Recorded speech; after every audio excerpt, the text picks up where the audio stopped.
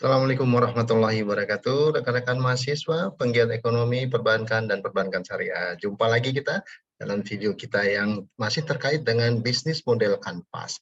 Nah, pada video-video saya sebelumnya bisa dilihat ya di atas ya, itu kita mulai mengenalkan bisnis model kanvas, itu part pertama. Part 2-nya kita mulai memperdalam apa yang dimaksud dengan front stage. Nah, pada video ini kita akan bahas tuntas, bahas detail mengenai backstage. Nah, apa itu backstage ya? Nanti kita akan bisa lihat secara tuntas.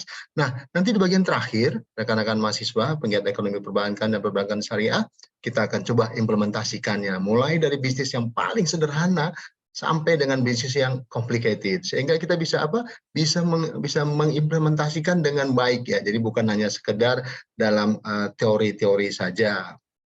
Nah, rekan-rekan mahasiswa dan penggiat ekonomi, perbankan, dan keuangan syariah.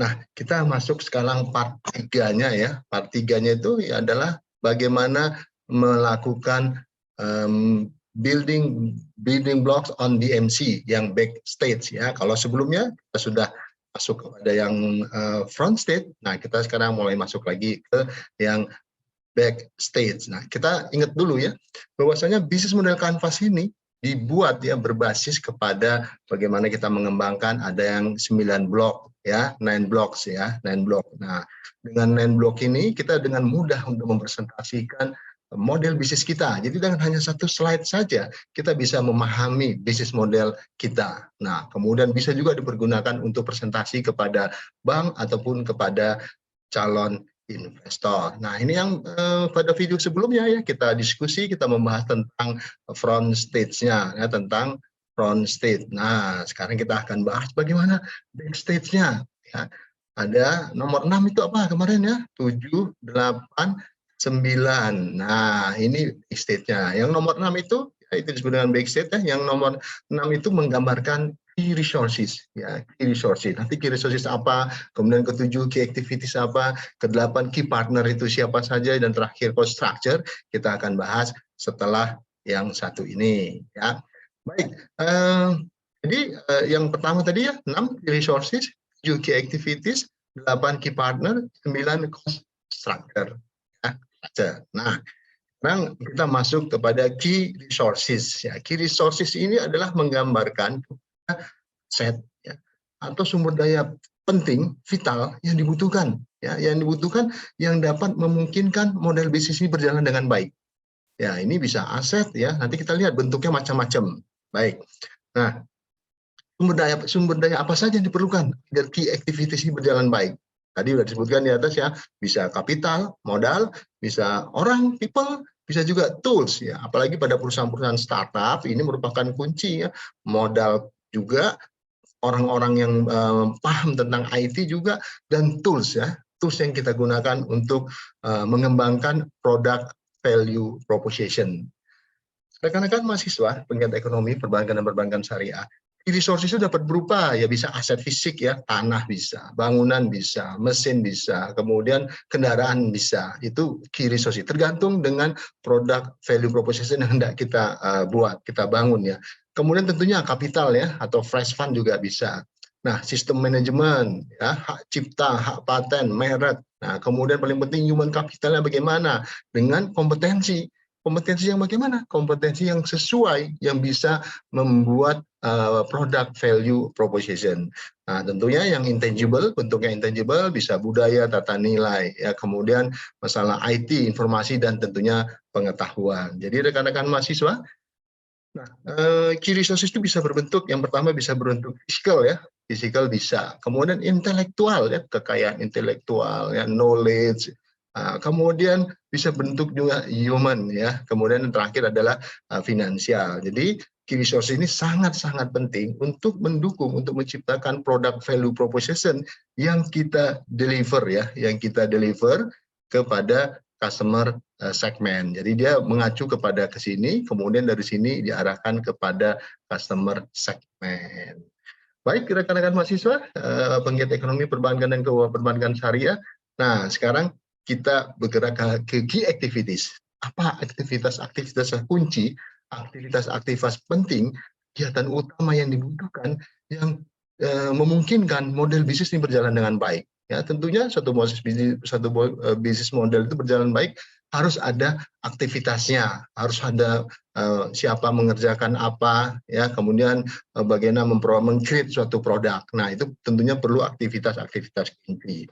Nah contohnya ya aktivitas kunci itu adalah operation, ya prosedurnya seperti apa. Jadi di bidang kuliner sendiri rekan-rekan mahasiswa penggiat ekonomi perbankan dan perbankan syariah itu perlu namanya SOP ya. Jadi kita nggak bisa bekerja walaupun dalam unit bisnis yang kecil itu tanpa standar operating procedure, tanpa prosedur yang terstandarisasi. Jadi key activities-nya akan menjadi penting ya diperkuat dengan adanya SOP, standard operating procedure. Nah, beberapa contoh key activities misalnya kalau di produksi makanan ya. Jadi key activities-nya ya adalah memproduksi makanan misalnya di rumah makan. Bagaimana misalnya di rumah makan kuliner misalnya membuat minuman, membuat roti-roti itu ada aktivitasnya dan memproduksi makanan. Ya, kemudian untuk pendidikan ya proses pembelajaran perguruan tinggi model bisnisnya key activities-nya adalah proses pembelajaran ya dosennya bagaimana kemudian kelengkapan lab-nya seperti apa.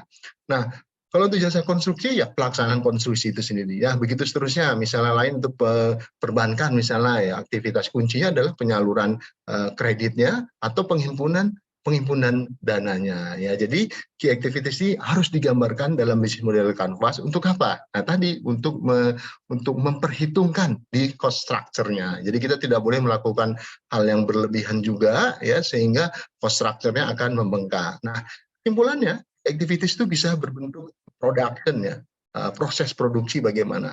Kemudian bisa juga berbentuk problem solving key activities kita. Boleh juga ya terkait dengan network ya, pembangunan network dan platform ya. Jadi ini merupakan hal yang penting. Oke, sekarang kita lanjutkan dengan key partner. Dari kata-katanya itu sudah jelas ya. Partner yang mensupport aktivitas kita untuk apa? Untuk memproduksi yang disebut dengan product value proposition. Jadi yang di backstage ini rekan-rekan mahasiswa penggiat ekonomi keuangan perbankan dan perbankan syariah ini tujuannya adalah mensupport ya, mensupport proses pembentukan product value proposition. Nah, key partner ini mengacu kepada mitra ya. Jadi mitra kita siapa, supplier kita siapa yang di luar organisasi yang memungkinkan sekali lagi ya bisnis model ini berjalan atau terlaksana dengan baik. Ya, siapa yang mendukung, yang bersupport, pihak-pihak luar mana yang mensupport aktivitas kita sehingga model bisnis ini berjalan dengan baik. Jadi sih perlu yang namanya collaboration and partnership. Ya, jadi ini prinsip utamanya di key partner adalah collaboration and partnership. Ya, jadi pada umumnya key partner ya dibutuhkan oleh organisasi ya penyediaan key resources yang tidak dimiliki oleh organisasi kita. Misalnya harus melakukan outsourcing, ya itu contoh dari key partner. Kemudian regulator juga, misalnya kalau di perbankan key partner kita adalah Otoritas Jasa Keuangan ya, Bank Indonesia. Nah, kemudian key partner ini memberikan panduan dan arahan ya, baik dari sisi regulasi, pembuatan SOP kita bisa lakukan secara outsourcing. Nah, contoh ya untuk model bisnis asuransi kita butuhkan perusahaan reasuransi atau agentnya. Untuk kontraktor pertambangan ya kontraktor pertambangan dibutuhkan untuk apa? Untuk perusahaan pertambangan. Jadi perusahaan pertambangan tidak bisa mengerjakan sendiri, dia harus mensubkontraktorkan. Nah, ini saya katakan tadi di bidang perbankan key partner yang paling penting adalah OJK, Bank Indonesia dan lembaga penjamin simpanan. Ya, untuk model bisnis manufaktur misalnya supplier bahan baku. Nah, itu contoh key partner.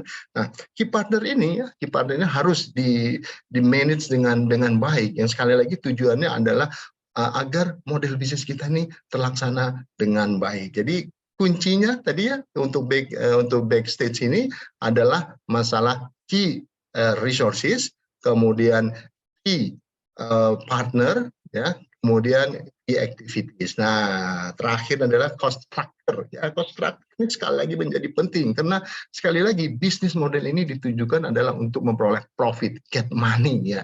Sehingga harus seimbang antara pendapatan yang ada di front stage ya dibandingkan dengan pengeluaran atau cost yang ada di backstage ya, sehingga harus pandai-pandai suatu perusahaan itu mengelola dengan baik uang masuknya money yang get money dengan out money-nya. Nah, jadi makanya di cost structure itu terkait dengan spending money ya, pengeluaran uang, pembelanjaan uang, dia expense ya, sehingga memang harus dikelola dengan baik ya. Kalau jadi ya, biaya yang dikeluarkan terus tadi untuk aktivitas-aktivitas utama tadi ya, key resources, key activities dan key partner, nah itu cost itu harus dikelola dengan baik. Nah, jadi sekarang kita coba rangkaikan nih antara front stage dengan back stage. Ini sebagai rangkuman juga ya. Jadi pertama itu ada customer segment ya, kemudian ada product value proposition, kemudian di deliver ya. Ingat kemarin ini. Kemudian setelah di deliver,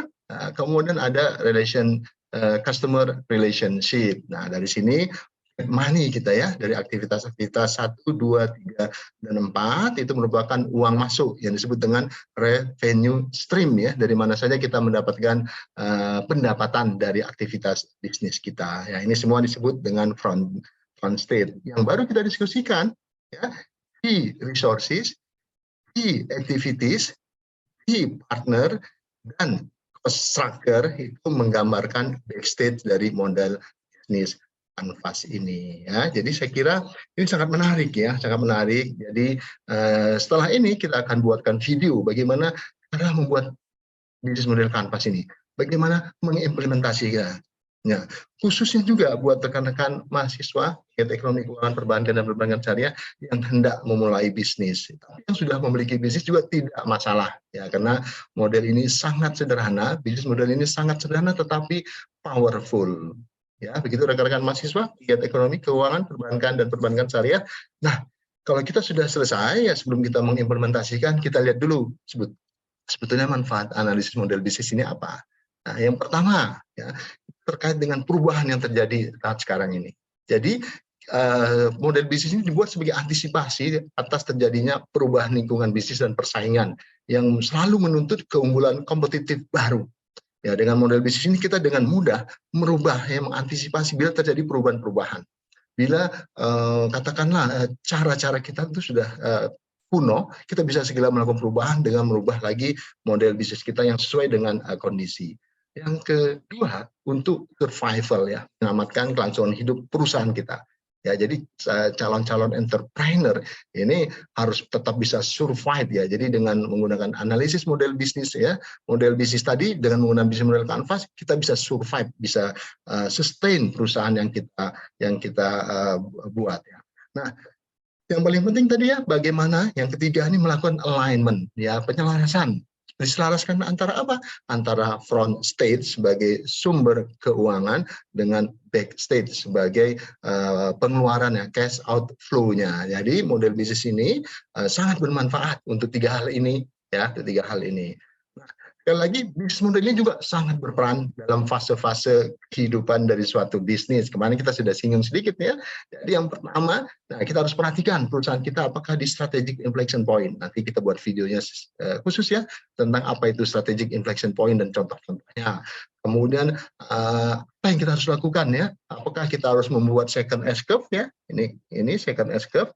Ya, kalau tidak kita bisa mengalami yang disebut dengan catastrophic decline ya, seperti Nokia, BlackBerry dan sebagainya. Jadi perusahaan-perusahaan yang sudah hilang sekarang karena gagal mengantisipasi pada fase strategic inflection point. Nah, bisnis model ini bisa digunakan bagi perusahaan-perusahaan baru di tahap introduction ya. Kemudian pada saat mereka tumbuh juga bisa digunakan model bisnis Canvas ini. Kemudian pada saat maturity state juga untuk mempertahankan keberlanjutan perusahaan bisa digunakan model bisnis Canvas. Kemudian pada saat decline state atau pada posisi kritis ya seperti strategic inflection point bisa digunakan. Nah, kalau sudah di catastrophic decline memang agak sulit.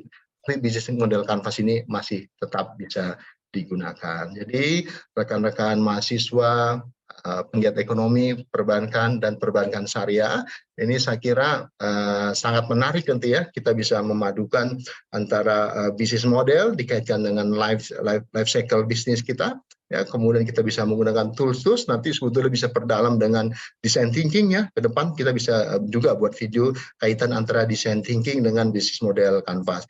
Mudah-mudahan bermanfaat, walaupun videonya sangat singkat, tapi saya berharap ini menjadi penyemangat buat rekan-rekan mahasiswa yang hendak mulai berbisnis, hendak mulai menjadi seorang entrepreneur. Sekali lagi, jangan lupa di-subscribe, di-share, di-komen, ya. Mudah-mudahan bermanfaat. Billahi taufik wal hidayah. Assalamualaikum warahmatullahi wabarakatuh.